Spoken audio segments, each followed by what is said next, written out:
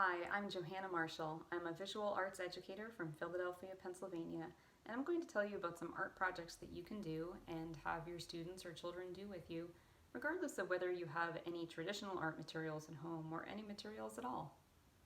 Art is for everyone, not just people who make a career in the arts. Every one of us enjoys looking at interesting things and making marks and telling stories. Particularly if you're feeling bored or restless or stressed out, taking the time to make art is always fun and exciting and new. Doing these projects along with your students is a great way to reinforce the idea that we're not aiming for perfection or for identical conclusions.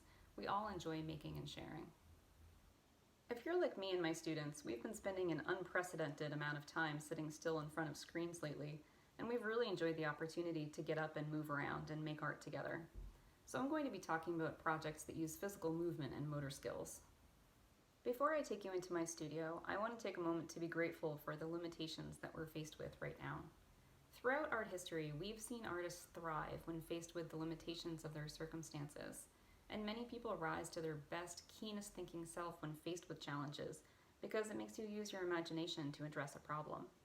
One limitation that we give students is dividing knowledge into discrete subject areas, and this is useful when we want to dive deeply into one topic.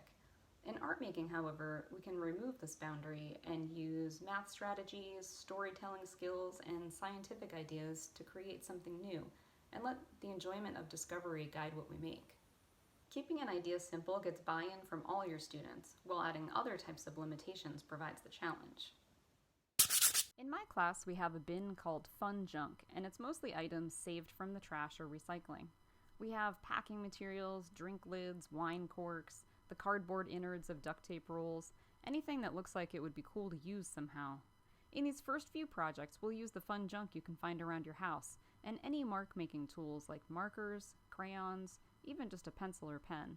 If you have glue or scissors, that will be handy too. The first project we'll make is no-tan design, based on the principle of dark and light or positive and negative. Starting with a square of thin cardboard or colored paper, cut a design out of each side. Flip each design outward and line it up with the edge so it creates an optical illusion as your eye connects the negative, the empty space, with the positive, the paper. You can keep going by cutting another small design out of that piece and flipping it back, and then gluing it all down. It's such a simple idea, but you can make it as intricate as you want. Use packing paper or a paper grocery bag to draw on. It really looks like old parchment, so go ahead and draw a map of your neighborhood. Use whatever drawing supplies you have. It's really fun to color on. You can add more challenges, like measuring distances or drawing landforms. Think of it as taking your viewer on a tour of your neighborhood, and add as much detail as you can. If nonfiction is getting you down, make a map of your favorite vacation spot, a place you've read about recently, or your dream home.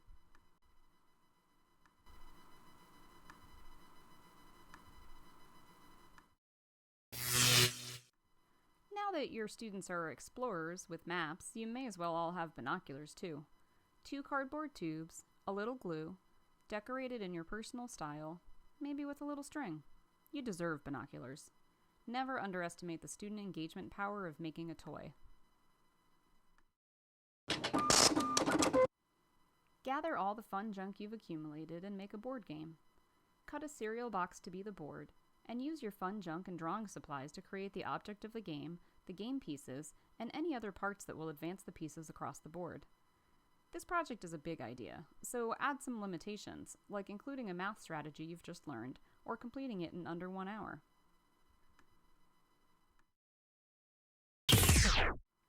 This project is really a magic trick. You can make a book out of any piece of paper. Just fold the rectangle in half in one direction, then in quarters in the other direction. You'll have 8 rectangles. Find the center fold that doesn't touch any edges, and cut or tear it so you've made a slice in the center of the paper.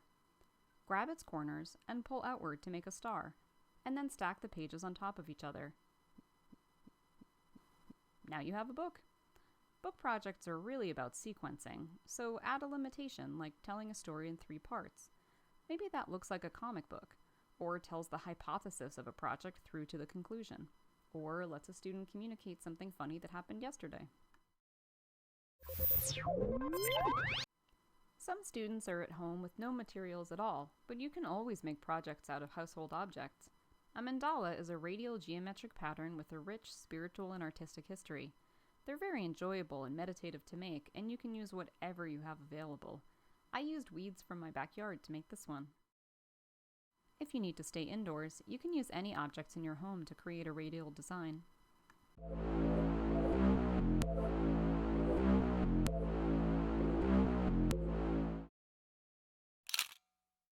Just about everyone has a device with a camera, so now let's talk about photography projects.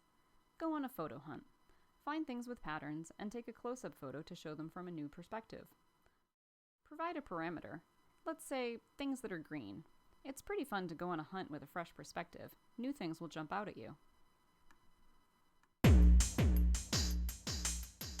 If you have a device that lets you draw on your photos in an app like Pages or Google Draw, it's really fun to trace all the lines and patterns in your photo and even delete the photo layer to reveal the drawing.